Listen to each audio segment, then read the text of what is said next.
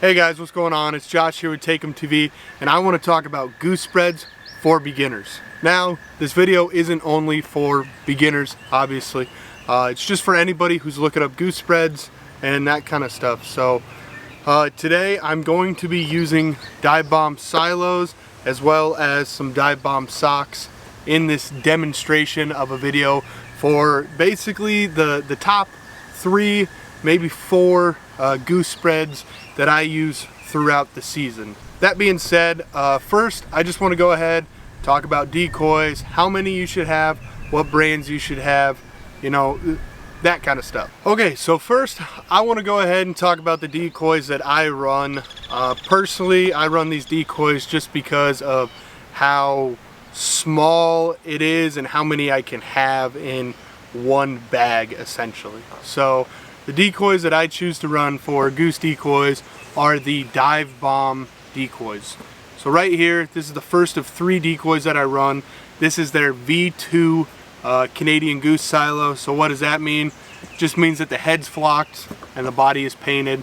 With the head being flocked, you get just a little bit more pop off the decoy in the early mornings. Makes it look, you know, a little bit more realistic to the birds. Moving on to the next decoy that I run. This is the DIVEBOMB fully flocked black and white. So I use these, I like to put them on the outsides of my spreads. As you guys will see in the video that I'm going to, you know, shoot with my drone, you can see these black and whites from a mile away. They stand out extremely well in cornfields, bean fields, wheat fields, whatever you're hunting in. These black and whites look amazing from the sky. So that's a huge reason on why I run these black and whites from DIVEBOMB. They stand out extremely well from way up in the sky.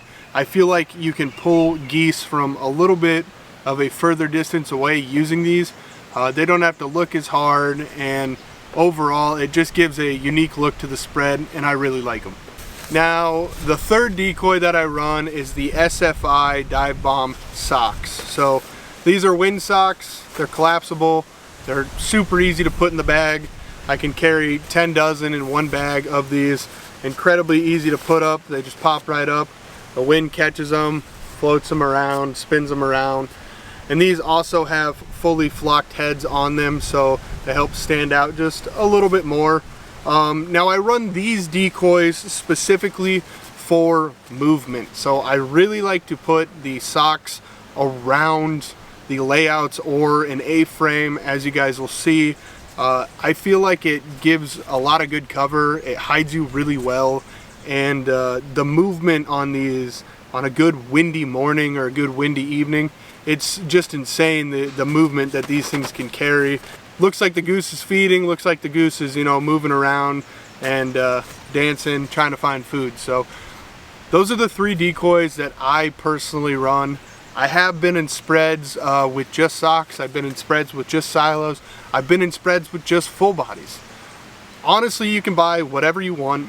I'm just going to show you how I run my setups and how I run my spreads with the 3 decoys that I use. Now that we've gone ahead and talked about the decoys that I use, I want to go and talk about the amount of decoys I think you should have for a beginner all the way up to, you know, when you're getting into a more novice hunting and everything. So I personally own 10 dozen decoys. I own 5 dozen socks, and then I own, I believe it's 3 dozen of the Canadian goose silos and 2 dozen of the DIVEBOMB black and whites. That's just me. I won't run all 10 dozen all the time, as I'll explain here in some of the spreads that I set up, but I like to have 10 dozen at my disposal, especially when we get into those later season hunts, especially when you're having huge pushes of migratory birds coming on down. The bigger the spread, in my opinion, can help pull in some of those bigger groups, and just helps out, but more isn't always better. I really want to reiterate that, especially with the beginners. More isn't always better. You can get along perfectly fine with just having, you know, 3 dozen decoys, whether it's silos, socks, full bodies. whatever. 3 dozen is perfectly fine for 99% of the season. You can do a lot of damage to a lot of geese with 3 dozen decoys. I personally would just like to have 10 dozen. That's just me. So today, how I'm going to show you guys these videos is we are actually going to throw the drone up. I'm going to set a spread out in my park that I have down here, and we're just going to talk about the spread. So I'm going to go ahead and show you guys 4 spreads. 2 of them are pretty similar, however, they're a little bit different. So first spread we're going to talk about is family groups. Now, early season spreads are going to be family groups, basically. You know, your birds aren't migrating yet. They're pretty much hanging out in their own family. Anywhere from 3 to 9 usually is a good thing that I like to set out, and we'll see that here when I fly the drone. However, sometimes they can be smaller, they can be bigger. It's just whatever.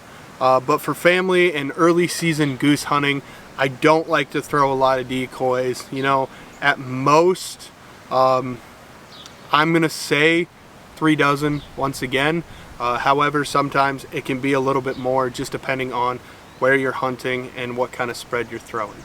So what I'm gonna go ahead and do right now is I'm gonna go out into this field next to my house. I'm gonna put a spread out of family groups. I'm gonna fly my drone over so that way you guys can see, you know, an aerial footage of what family groups looks like. All right, so this is what I'm talking about when I say family groups. First things we're gonna wanna do is create a U-shape pocket, basically. You're gonna wanna make sure that your layouts are down in the bottom of the pocket and that your kill hole is basically going to be in the middle of your decoys. So like I said before, family groups are going to be just groups of geese spaced out. You're wanting 3 to 9 decoys per family group. You can go bigger, you can go smaller. It's completely up to you. It also depends on how many geese are in your area, or how many geese you saw at the feed the night before. That's really going to be a huge determining factor for how big you're going to set this spread. Now, it is a little hard for you guys to see on camera. However, I did go ahead and put some socks around the layout blinds right there. It's hard to tell right now because we are in a grass field with no wind. However, when you guys are in a bean field, wheat field, corn field, whatever, you brush those blinds in, put decoys around them, and it is incredibly hard to see them. Also, as you guys can tell, I used all 3 types of decoys in this spread. I have regular Canadians, my black and whites, and my socks, just to give the spread some more movement and some more life. Okay, so that was family groups. You know, that's my go-to spread in early season. You know, we don't have a lot of migrators yet. Geese are, you know, used to seeing just a couple dozen here and there, you know, just the locals basically, and that is my take on family groups. So hopefully the drone footage helped you guys out just to see that, you know. But the overall premise of family groups or an early season spread is you don't want anything too fancy. You want groups of geese anywhere from 3 to 9, like I said before, and you just want to space them out and then give them a middle landing zone. Basically, that's all you want to do. You want to give them somewhere to land. You want to make sure that you have a good hide. I tried to give you guys a good 360 view of the entire spread so that way you could see it from up in the air. But yeah, family groups, incredibly simple. Nothing too complicated about it. Now what we're going to go ahead and do is move on to your classic U shape. It's exactly what it sounds like. You're just making a big bowl, a big U. Most important thing in my opinion here is where you want to put your layouts. Now I really like putting my layouts in the spread. Some of you guys might not. It's just a style of hunting that I personally like. I like being up close. I like being, you know, inside the spread. It's just something that I've kind of fallen in love with since I went snow goose hunting. You know, being up in the action, letting those geese basically land on top of you. It's a really cool feeling, and all around it just makes for an exciting hunt. I mean, you're getting geese, you know, 3 to 10 yards from you. Other option is to back your layouts up about, I'd say, 15 to 20 yards away from the spread. Make sure they are hidden extremely well.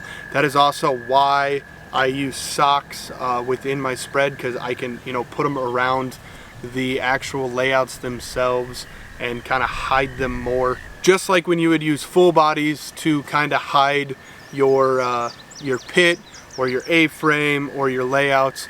It's basically the same thing, except I'm gonna pile, you know, socks all around it. So that way we got wind movement, moving those socks around. It's hard for the geese to, you know, pick out where we are laying. I'm so sorry, I keep swatting at flies. But that's why I personally, you know, I like hunting inside of the spread. So another big thing with this is you're gonna want to make sure that you have a really big back wall. So that way the geese aren't wanting to land, you know, behind you, or if you're, you know, hunting behind the spread, you don't want them basically to fly over your kill hole.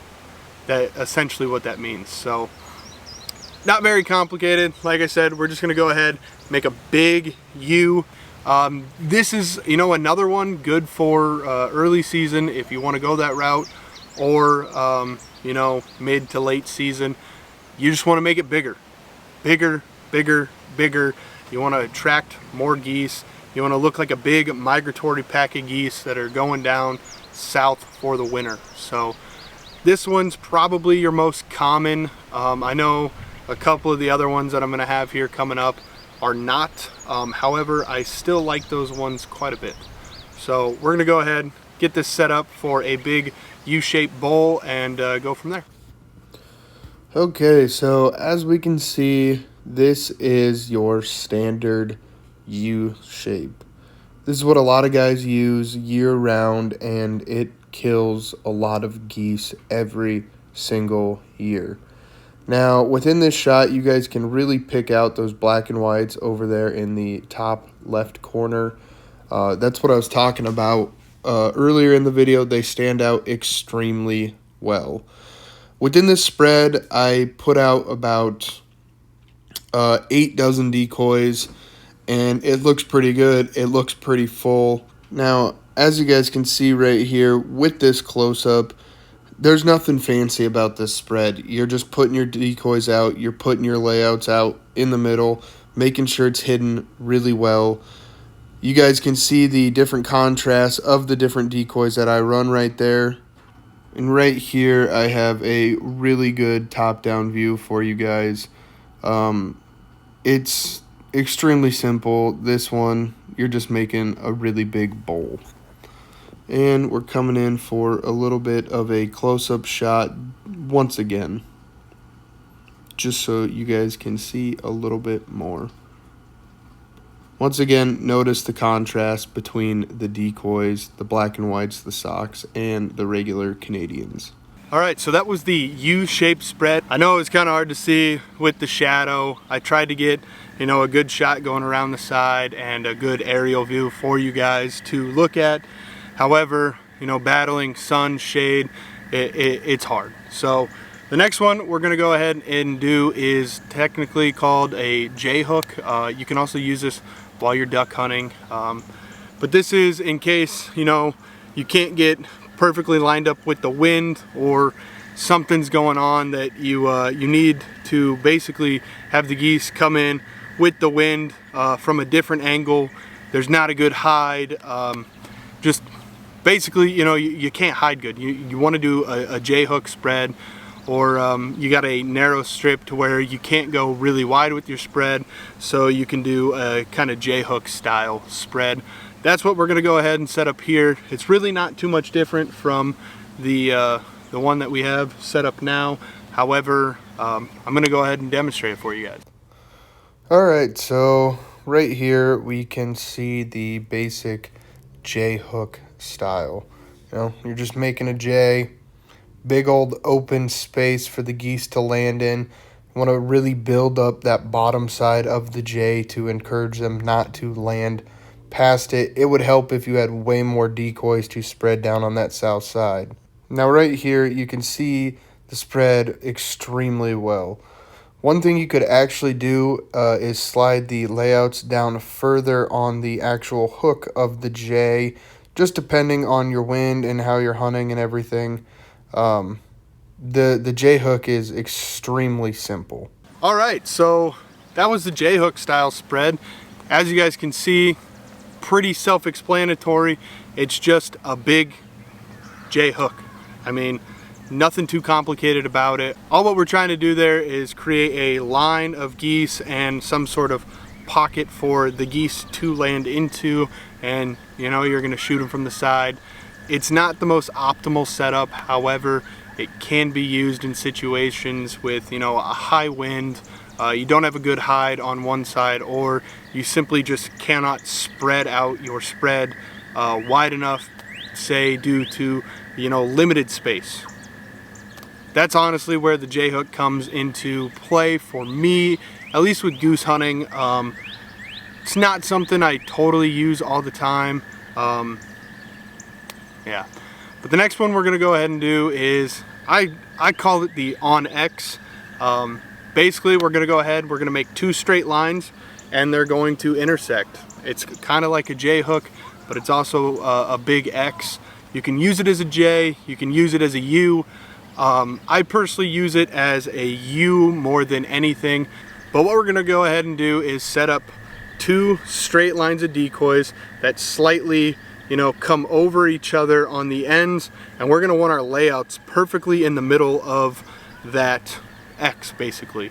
So you're gonna want one real long leg and one kind of shorter leg. Like I said, it's close to the style of a J hook.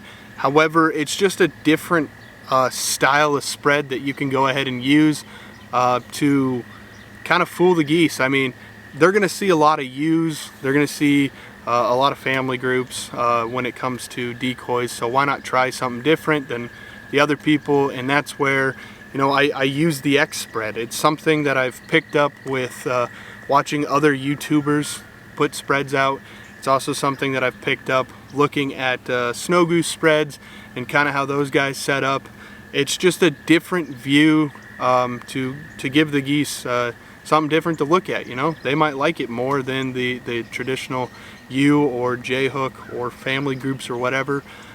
So I've been using it here and there in the last couple years, and it's honestly proven with pretty good success. So we're gonna go ahead and set that one up for you guys and show you what it's all about. All right, so unfortunately my drone is dead and I don't have any spare batteries, so sucks, but I tried. I got the final spread set up behind me here. It's called, I call it the onyx spread, but essentially what it is, you know, two X's. So turn around, I'm gonna show it to you guys. I'm gonna kind of walk through it. This is probably by far my favorite spread here in the last couple years, just because it's different, honestly. So turning around, and this is what we see from the distance. It's kind of hard to tell, but we have one straight line going this way, and then we have one straight line going that way, and you guys can probably see the layouts are down there in the middle. It's all hidden in socks, just like the rest of the spreads that I do. I told you I like hiding my layouts in the socks, but I'm just gonna walk around, give you guys an overview. Huge landing pit essentially right here. I like to have my layouts basically, you know, 45 this, so that way you have a good frontal shot slash cross shot on the geese. But we are working our way down to the bottom end. This leg I like running shorter, basically. I like one longer one and one shorter one, but they're each about the same size. You know, 5 to 10 yards in width. You're just trying to fill it out, make it look full, make sure you got decoys facing different ways. That's where those socks come in, and like they spin, they give motion, they give a life to the spread. That's why I like running them mixed in with silos. It's really hard to tell them apart. And as we move around to the back side of the spread here, you'll see that I run a leg off the back of each one and kind of blend it. So on my long leg, I like running, a little more decoys out towards the back. And on my short leg, I run, lesser decoys towards the back. But I like them to come past the line, the straight line essentially. And this is where you're going to put your layouts. You can either put them inside the middle, or you can take them and put them back here, and that's when you'd run just a little bit further on either side, and then make sure that you have a really good hide for your layouts back there. But once again, you're adding distance to your shots. That's why I like going in the middle of the decoys right there. So this is what I call the onyx spread. Like I said, I learned it from watching YouTube, looking at snow goose guides and seeing what they're running and stuff. Obviously, snow goose, way more decoys, way more. I mean, thousands of more decoys, but this is 10 dozen right here, and it looks pretty good. Well, with that being said, guys, I hope you guys enjoyed today's video. I hope you guys learned something from me with setting up goose spreads, how I set them up, so on and so forth. But overall, it's a pretty cool process. It's just something that you can figure out on your own, As weird as it is, geese, different areas, like different things. They're animals, wild animals sometimes want something different from other things, and so on and so forth there. But overall, I'm pretty happy with how this turned out. So hope you guys enjoyed today's video. If you guys have any questions or comments about anything goose hunting related, please put them down in the comments. If you guys have a spread recommendation that I should try, also again, put them down in the comments. I like trying new things out, seeing what works and what doesn't. So with that being said, please don't forget to like, comment, and subscribe, and I'll see you freaking later. Peace.